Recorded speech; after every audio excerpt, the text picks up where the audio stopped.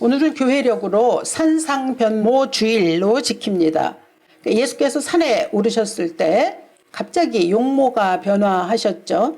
그리고 그때 죽었던 모세와 엘리야까지 나타났던 사건입니다. 마태복음 17장에 기록되어 있죠. 변화산이다 라고 그렇게 부르죠. 그런데 이제 그때 하나님께서는 예수가 당신의 아들이심을 영광 중에 선언하셨습니다. 그럼에도 불구하고 예수님은 그 영광을 뒤로하고 산으로 내려가서 십자가를 지셨습니다. 그러니까 그 사건, 변화산 사건이라고 하는 것은 예수가 하나님의 아들이심을 하나님께서 직접 확증해 주신 하늘의 확인 도장이라고 볼 수 있습니다.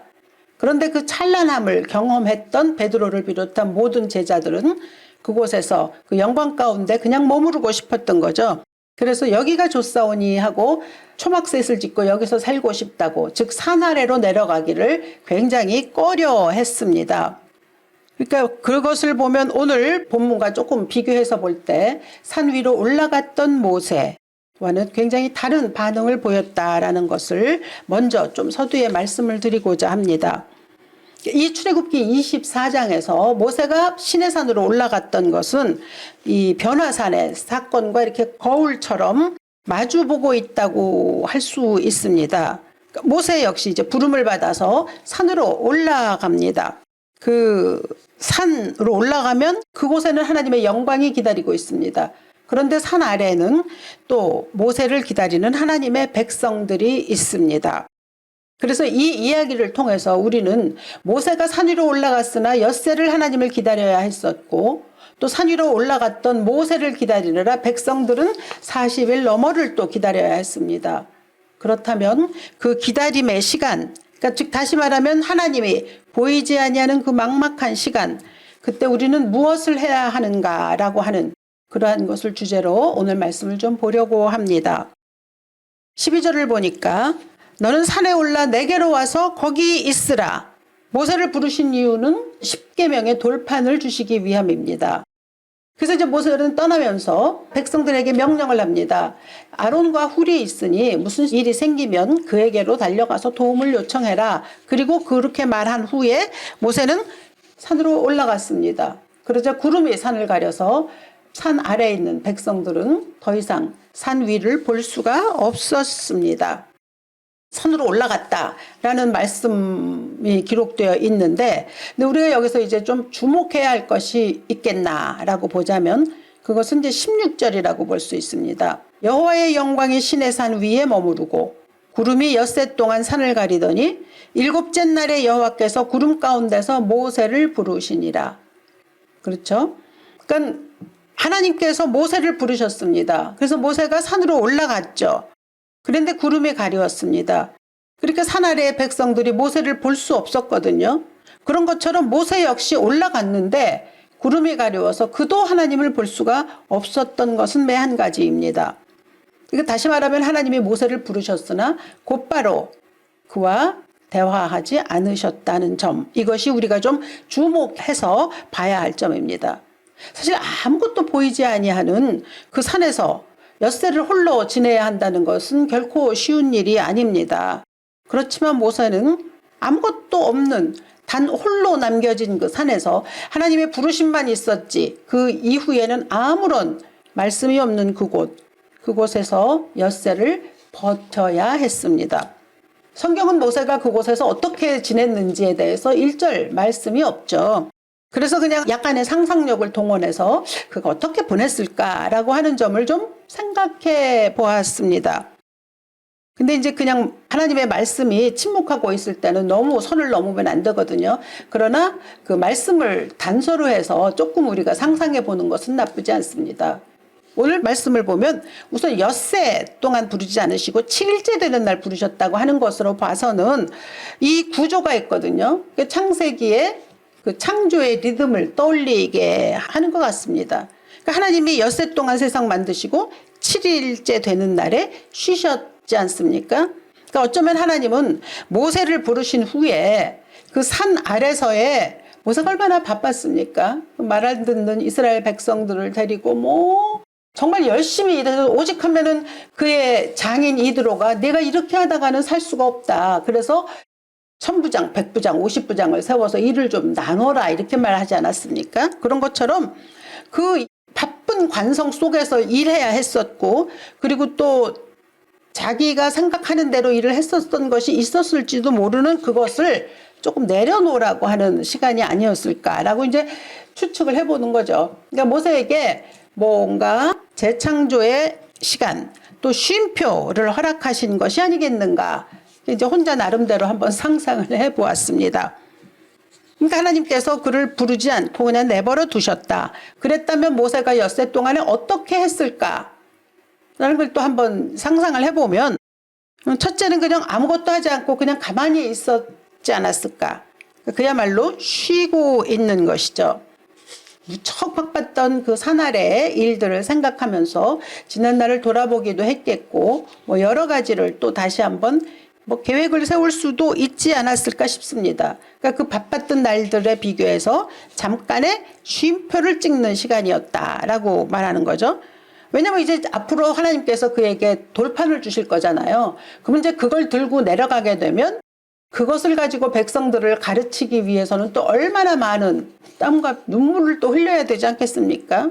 워낙에 고집센 이스라엘 백성들인데 그 율법을 가르치고 그 율법대로 또 순종할 수 있게 만든다라고 훈련 과정이 이게 얼마나 어렵겠습니까? 그러니까 모세가 엿새 동안은 그러한 일들을 조용히 묵상하고 있지 않았을까라는 생각을 한번 해보는 거죠. 박송영 시인이라고 하는 분이 쉼표를 찍으며라고 하는 시를 썼습니다. 난 요즘 즐겨 쉼표를 찍는다. 서두르지 않고 잠시 쉬어가기 위함이다. 언젠가는 다가올 마침표. 그 작은 동그라미 속에 아주 들어가 갇히기 전에 느긋한 마음으로 쉼표를 찍는다. 네, 이 시는 어쩌면 우리가 동그란 마침표, 천국에 들어가기까지 우리의 분주한 삶 속에서 순간순간 쉼표를 좀 찍어야겠다라고 하는 것을 또 생각해 보게 하는 그런 시이기도 합니다. 그러니까 모세가 혹시 그랬지 않았을까 싶다는 거죠. 예, 우리 모두도 사실 이 쉼표가 필요하죠. 때로 아무 음성도 들리지 않고 또 아무것도 보이지 않는 그런 엿새와 같은 것들이 우리들에게도 있습니다. 그런데 그때 사실 우리가 이미 다 알고 있지만 하나님은 보이지 않는 구름 너머에서 영광 가운데 당신의 일을 하고 계셨습니다. 10계명의 돌판을 깎아서 말씀을 그곳에서 만들고 계셨거든요. 그러니까 그렇게 보이지 않는 순간에 우리가 해야 할 일은 무엇이냐면 나를 비우는 훈련의 시간이다라고 생각하면서 그 시간을 복되게 여기는 것이 우리에게 있어야 할 줄로 믿습니다. 모세가 그렇게 아무것도 하지 않냐고 쉼표를 찍고 있었다면 또 모세가 이렇게 했을 것이라고 가정할 수 있는 또 하나는 두려움이 좀 있었을 수도 있겠다 싶었습니다. 17절을 보니 산 위에 여호와의 영광이 이스라엘 자손의 눈에 맹렬한 불같이 보였고, 성경이 이제 하나님의 임재를 표현할 때는 불을 많이 이야기하죠. 그리고 또 출애굽기 33장 20절을 보면요. 또 이르시되 내가 내 얼굴을 보지 못하리니 나를 보고 살 자가 없음이니라. 그런데 지금 모세는 하나님 앞으로 나아가려고 산 위에 올라와 있거든요. 아직 하나님은 아무 말씀도 하지 아니하시고 침묵하고 계시고, 그러니까 그 맹렬한 그 강렬한 그 영광의 불 너머로 이제 들어가야 되잖아요. 그러니까 모세가 좀 두려웠을 수 있을 것 같습니다. 하나님을 본 자는 죽는다고 했는데 하나님이 부르셨으니 그렇지는 않았겠으나, 그러나 사람의 생각을 넘어서는 그 하나님의 영광의 그 맹렬한 불처럼 보이는 그 위험함, 그런데 나는 이제 결국 저 안으로 들어가야 하는구나 라는 걸 생각한다면, 그러면 그 긴장감이 참 가득했겠다라는 것을 생각해 볼 수 있게 만들어주는 거죠. 그래서 이제 이건 어디까지나 이제 저의 추정일 뿐입니다만 성경이 아무런 말씀을 하지 않잖아요. 그냥 엿새 동안 있다가 일곱째 되는 날에 하나님이 그를 불러가셨다 이렇게 기록이 되어 있으니까요. 그러니까 알 바는 없죠. 알 수는 없습니다. 그러나 한 가지 분명한 것은 그 엿새 동안 모세는 조용히 기다렸다는 거죠. 하나님의 음성 들리지 않아도 거기에 머무르고 있었다라고 하는 겁니다. 아마 모세는 알았을 겁니다. 나를 준비시키시는 하나님, 나를 훈련시키시는 하나님, 그 하나님의 뜻이 분명히 있다. 그러니 내 이 엿새의 기간을 복되게 보내자. 하나님이 그 침묵하시고 있다는 건 분명히 뜻이 있기 때문이다. 라고 이제 모세로서는 하나님을 충분히 이해하고 알고 있었다라고 하는 거죠. 그리고 엿새가 지난 후에 구름 속으로 들어가서 오늘 성경을 보니까 모세가 구름 속으로 들어가 40일 40야를 하나님과 함께 있었다 이렇게 기록하거든요. 이걸 생각해 보면 얼마나 모세가 좋았을까. 뭐 산 아래서 들어가기까지는 좀 두려웠을지 모르지만 하나님과 함께하게 되면 하나님의 그 임재가 주는 놀라운 평강이 얼마나 컸겠습니까? 어쩌면 모세도 그 베드로가 변화산에 올라갔을 때 주님 여기가 좋사오니 초막 셋을 짓게 하옵소서라고 했던 것처럼 내려오기 싫었을 수도 있지 않았을까 싶은 생각도 좀 한번 해봅니다. 뭐 이건 조금 경우는 다른 얘기지만 가끔가다 어쩌다가 이제 뭐 천국을 갔다 온 사람들의 이야기가 있잖아요. 그러면 그들의 이제 주관적인 경험치를 통해서 듣자 보면 너무 내려오기 싫었다 이 땅으로. 그런데 하나님이 가라고 하셔서 왔다 이렇게 말씀하시는 분들이 있거든요. 네, 저 경험해 보지 않았어도 천국에 가면 그럴 것 같아요. 올 것 같지 않습니다. 그러니까 베드로의 말도 일견 이해가 가기도 하고. 근데 아무튼 모세는 40일 40야를 하나님과 함께 있었죠. 우리가 여기서 배울 수 있는 것이 있다면 하나님은 우리 역시 부르신 후에 바로 말씀하시지 않기도 한다는 점입니다. 그런데 이제 그 침묵의 시간, 하나님의 아무런 말씀을 하지 아니하시는 그 시간에 어떤 사람은 그 시간을 믿음의 시간으로 만들기도 하고요. 또 어떤 사람은 엉뚱한 짓을 벌이기도 합니다. 오늘 본문에서 모세가 산 위로 올라간 뒤에 그 아래의 백성들이 어떤 일을 저질렀는지는 출애굽기 32장에 나옵니다. 그러니까 그 백성들이 출애굽기 32장 1절을 보니까요. 백성이 모세가 산에서 내려옴이 더딤을 보고 모여 백성이 아론에게 이르러 말하되 일어나라 우리를 위하여 우리를 인도할 신을 만들라. 이 모세 곧 우리를 애굽 땅에서 인도하여 낸 사람은 어찌 되었는지 알지 못함이니라.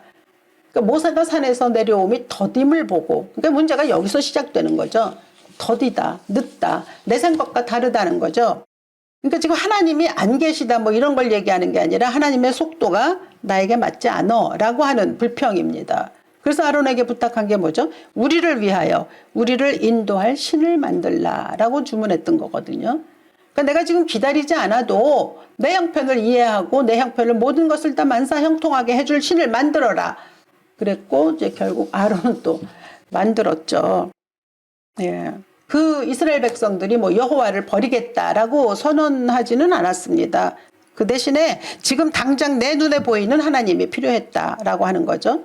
애굽의 땅에서 그들을 인도해 내셨잖아요. 이제 가나안에 들어갈 거잖아요. 그런데 과거에 어떤 일을 하셨는지 또 미래에 뭐 우리를 어디로 보내실 건지 그게 문제가 아니라 지금 당장 나에게 필요한 하나님이 있어야 한다라고 하는 바로 그 점이죠.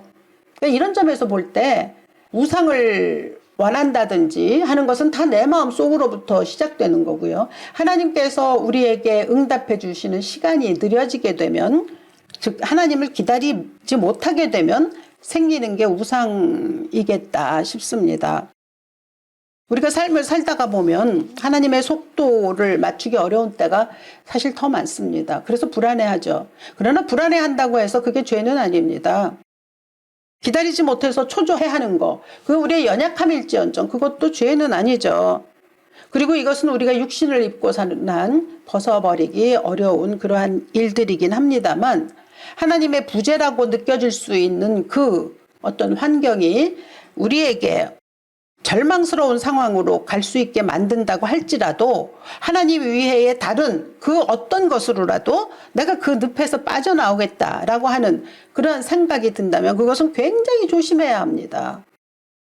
지금 나에게, 지금 우리에게 위로를 주시는 것, 또 평안을 주시는 것, 그것이 무엇이 되었든지 간에 그것이 나의 새로운 신이 될 가능성이 많거든요. 굉장히 어리석은 일입니다. 그래서 때로는 나를 안심시키는 물질 또는 나의 자존심을 세워줄 수 있는 어떤 권세, 명예, 그리고 또는 인맥, 뭐 이러한 그 어떤 종류의 것이든지 세상적인 힘이 나의 이 곤란스러운 이 환경을 피하게 해줄 수 있다라고 이제 이렇게 바뀔 가능성이 굉장히 많은 거죠. 변화산에서 베드로가 초막셋을 짓겠다고 한 말, 그건 뭐냐면 그냥 지금 당장 이곳이 너무 좋다고 한 거거든요. 영광의 순간을 고집한 것에 불과합니다. 그러니까 그도 내려가서 이제 또 예수님과 같이 다니고 예수님이 이제 십자가에 달려 죽으실 거라는 것을 알았겠으니 그건 싫은 거죠. 그거 그냥 영광의 순간만 붙들고 싶은 거죠. 그러니까 이 베드로가 여기서 초막셋을 짓겠다고 한 그 제안이나 그 모세의 백성들이 산 아래에서 금송아지를 만든 사건이나 결국은 하나님이 제외됐다라고 하는, 아니면 내가 이 모든 것들을 그대로 이렇게 좀 쥐고 가고 싶다라고 하는 욕심에서 비롯된, 그러니까 본질은 같은 거라고 볼 수 있습니다. 결국 산 위에서 엿새를 기다리던 모세는 하나님께서 그를 부르셔서 구름 속으로 들어가서 40일 40야를 있었다. 그런데 이 말씀 볼 때 이제 그 17절과 18절에 보면요, 시내산에는 맹렬한 불처럼 보이는 하나님의 영광이 있었습니다. 그리고 또 동시에 구름이 함께 있습니다. 여기서 이제 우리가 좀 적용해야 될 점이 있죠. 하나님의 본질은 영광입니다. 그런데 하나님이 그 영광을 구름으로 가리셨다라고 하는 상징을 발견할 수가 있습니다. 그러니까 백성들의 눈에 보이는 그 맹렬한 불 속에 사실 그냥 들어가면 죽습니다. 우리는 직접 하나님을 볼 수 있는 그런 존재가 될 수 없어요. 죄로 인해서 하나님께 가까이 갈 수 없습니다. 하나님이 구름으로 덮으시는 거죠. 이 구름은 여러 가지로 나타날 수 있습니다. 가끔씩 저한테는 하나님이 너무 멀게 느껴져요, 이러는 분들이 계십니다. 근데 사실 이건 하나님이 떠나신 게 아니고요, 하나님이 우리를 살리기 위해서 구름으로 우리를 보호하고 계시는 그분의 나름의 임재의 방식이다, 이렇게 생각하시는 것이 좋겠습니다. 구름은 영광을 가리는 장애물이 아니고요, 영광을 품고 있는 하나님의 배려, 이렇게 생각을 하셔야 된다는 거죠. 그러니까 멀어진 것이 아니고요, 우리가 거기 있는 거 하나님의 영광만 보고 구름 속으로 들어가지는 않는 것일 수도 있습니다. 아니면 구름이라고 생각되는 모든 것들에 그냥 갇혀 있는 것일 수도 있죠. 그래서 한 발짝 더 영광으로 나아가기를 어려워하는 이런 거일 수도 있습니다. 그러니까 그 구름이라고 하는 거는 기도 응답도 안 보이고 막 상황은 불투명하고 또 뭐 하나님은 일하신다고 그렇게 하는데 나에게는 아직 확신도 없고 보이지도 않고 막 그렇게 여겨지는 이런 것들을 구름이라고 얘기할 수 있다는 거죠. 근데 성경은 또 하나님은 그 구름을 장애물로 보지 않으신다는 거예요. 즉 다시 말해서 우리가 삶에서 느낄 수 있는 여러 가지 구름은 장애물만은 아니다라고 하는 것, 그것이 오늘 성경이 우리에게 주시는 말씀의 포인트일 수도 있습니다. 그 구름을 지나서 우리가 하나님을 만날 수 있다는 거죠. 구름 너머에 맹렬한 불처럼 보이는 하나님의 영광, 그것을 통해서 우리가 그 구름 속으로 걸어 들어가야 하는 용기가 필요하다라고 하는 바로 그 점을 오늘 저는 여러분과 나누고 싶습니다. 동계올림픽이 지금 있는 시간이잖아요. 예, 거기에서 그 스노우보드라고 하는 곳에서 최가온 선수가 금메달을 땄습니다. 근데 그 경기를 보지 않으셨습니까? 1차와 2차에서 넘어지는 실수를 했죠. 특별히 1차에서는 너무 많이 부딪히면서 넘어졌기 때문에 굉장히 조마조마했습니다. 그게 엄청난 충격이었기 때문에 그 최가온 선수가 뭐 기권을 하든지 포기를 하든지 정말 아무도 뭐라고는 안 했을 겁니다. 사실 선수에게 그 실수는 아주 캄캄한 먹구름과 같습니다. 그렇지 않겠습니까? 그런데 그 엄청난 먹구름의 두려움을 그녀는 이겨내고 결국 3차에 도전했습니다. 그리고 가장 높은 점수로 금메달을 획득했죠. 예, 먹구름과 같은 그 구름을 해칠 수 있는 용기가 우리의 삶에도 필요하다는 것을 17살 소녀를 통해서 또 배웁니다. 지금 우리의 삶에 내 모든 것들을 가리는 구름이 있다면 구름 너머의 영광을 기대할 수 있기를 축원합니다. 우리 살면서 빠른 응답 기다리기도 하고 또 속한 해결 바라기도 하고 방금 어떤 반응이 보여야 된다고 생각하고 있는 우리의 조급함, 하나님께서 그걸 모르실 리가 없습니다. 그런데도 그것이 조금씩 늦어진다면, 우리로 하여금 기다리게 하신다면 모두가 다 우리를 위함입니다. 이유가 있으신 거죠. 결국은 영광 가운데 머물기 위해서 내가 홀로 이 구름이 가려진 곳에서 고군분투해야 하는 기간이 필요하다고 하나님이 생각하셔서 우리에게 그 기간을 주시는 겁니다. 그렇게 모세는 구름 속에서 40일을 하나님과 보냈는데 이제 문제는 밑에 있는 사람들이죠. 하나님이 아무것도 안 하신다고 투덜거린 거지 않습니까? 그래서 결국은 금송아지를 만들어냈죠. 그런데 그때 하나님은 뭘 하셨습니까? 그때 하나님은 십계명을 말씀 주시기 위해서 돌판을 깎아서 기록하고 계셨습니다. 즉 다시 말해서 사람들의 눈에 보이지 않았어도 하나님은 일하고 계셨습니다. 그러니까 우리가 볼 수 없다고 해도 하나님은 그 순간에도 일하고 계신다는 거죠. 내가 구름 속에 갇혀서 막 힘들어하는 동안, 고군분투하는 동안 하나님은 나를 위한 인생의 돌판을 준비하고 계시다라는 것을 기억하십시오. 신앙은 보는 거가 아니잖아요. 우리가 본다고 딱 그대로 믿습니까? 그렇지 않잖아요. 가려진 자리에서 순종하는 거죠. 머무는 겁니다. 히브리서 11장에 말씀하지 않습니까? 믿음은 바라는 것들의 실상이요 보이지 않는 것들의 증거라고 하셨습니다. 그러니까 내가 바라는 것, 하나님이 나에게 주시고자 하시는 그 중요한 그 놀라운 일들은 하나님 지금 준비하고 계시고 내가 보이지 않는 것들의 증거라고 하셨으니 하나님이 나를 위해서 이 모든 것을 베푸신다라고 하는 증거가 뚜렷하다라고 내가 믿는 그 가운데 하나님의 일하심을 볼 수 있는 거 아니겠습니까? 산 위에 하나님이 계시고 산 아래 이스라엘 백성들이 있었던 것처럼 우리도 산 아래 거하고 있잖아요. 이것이 단순히 어떤 물리적인 거리를 말하는 건 아니죠. 산 위에 계시다고 해서 우리가 뭐 어떤 높은 산 위에 하나님이 계시다고 생각하지 않잖아요. 특히 현대인이라면 더 그렇죠. 이것은 하나님과 인간의 다름을 상징하는 겁니다. 계약의 완성을 위해 일하시고 계시는 그 하나님, 그분과 그리고 또 나를 위해서 금송아지를 만드는 그러한 백성들, 그 차이를 얘기하는 거죠. 예레미야서가 얘기하지 않습니까? 내 생각은 너희의 생각과 다르며 내 길은 너희의 길과 다르다라고 말씀하셨습니다. 하늘이 땅보다 높은 것 같이 내 생각은 너희의 생각과 다르고 내 길은 너희와 길과 달라서 높다고 하셨습니다. 철저하게 다르다는 거죠. 그렇다면 우리는 하나님을 온전히 믿을 수 있어야 하는 거죠. 그래서 기다리라고 하실 땐 기다려야 하는 거죠. 어쩌면 하나님이 우리에게 쉼표가 필요하기 때문에 그렇게 여건을 만들어 가실지도 모릅니다. 왜냐하면 우리는 달려가다 보면 어디로 가는지도 모를 정도로 위험해도 막 그냥 맹목적인 속도를 낼 때가 있거든요. 그러니까 하나님이 가끔가다 우리의 속도를 멈추어 세우실 때 이제 우리가 그때 매번 이해하는 건 아니잖아요. 거의 대부분 사실 이해 못합니다. 그런데 시간이 좀 흐르지 않습니까? 아, 하나님이 왜 이랬는지 그제서야 압니다. 아, 이래서 하나님이 이렇게 하셨구나. 근데 그것이 또 신앙의 신비이기도 합니다. 그때그때 보이는 걸 다 우리들이 다 이해할 수 있지는 못하거든요. 그러니까 결국 하나님은 무조건 옳으신 분이다. 하나님은 무조건 나를 위해 일하신다. 하나님은 무조건 나의 모든 것을 위해서 복을 주시기를 원하신다라는 것을 분명히 믿는 그 신앙이 우리에게 필요하겠죠. 물론 우리 삶에는 수없는 구름들이 지나가고 있습니다. 그러나 구름 너머에서 일하신 하나님 기억하시고 상상하시기를 바랍니다. 속전속결의 응답보다 더 귀한 것은 하나님과 깊이 교제하고 동행하는 40일의 사귐입니다. 침묵 속에 감추어진 하나님의 지극한 사랑 신뢰하시기를 부탁드립니다. 보이지 않는 동안에도 여전히 우리를 위해서 일하시는 그 하나님과 끝까지 동행하실 수 있는 여러분 되시기를 이 아침 주 예수의 이름으로 축원합니다. 하나님, 모세는 엿새를 기다려서 7일째 되는 날에 하나님과 함께 했고 그곳에서 40일의 시간을 보냈습니다. 얼마나 좋았을까요?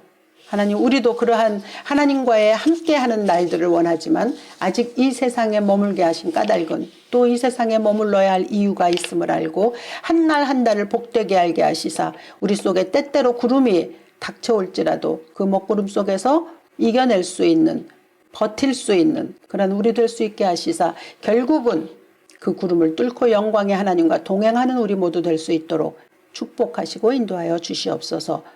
구정 명절을 맞아서 또 우리의 삶에 많은 또 하나님이 베푸시는 은혜가 있기를 구합니다. 주여 축복하시고 동행해 주시고 복된 구정을 보낼 수 있도록 이 말씀을 우리 삶에 우리의 마음에 새길 수 있도록 축복하옵소서.